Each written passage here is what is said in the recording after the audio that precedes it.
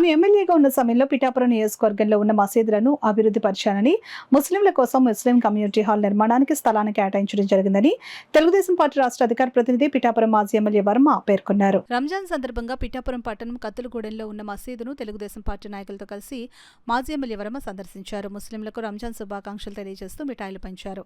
ఈ సందర్భంగా మాజీ ఎమ్మెల్యే వర్మ మీడియాతో మాట్లాడారు.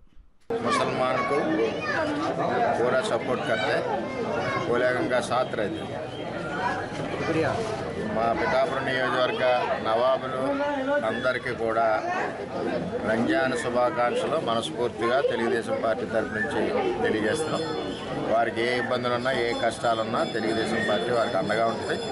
వారి సమస్యలు ఏమన్నా కూడా మనం పూర్తి చేస్తాం. రెండోది, ముస్లిమ్స్ అందరికీ కూడా జగ్గై చెరువులో 70 సెంట్లు ల్యాండ్ ఇచ్చాం కమ్యూనిటీ హాల్ గురించి. అది అందరికీ తెలుసు.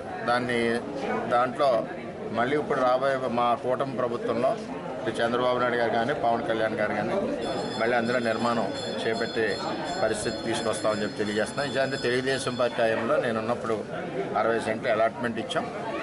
అది 50 లక్షల గ్రాంట్ కూడా ఇచ్చాం. తర్వాత వైసీపీ గవర్నమెంట్లో దాన్ని ఆపేయడం జరిగింది. ఏదైనా తెలుగుదేశం పార్టీ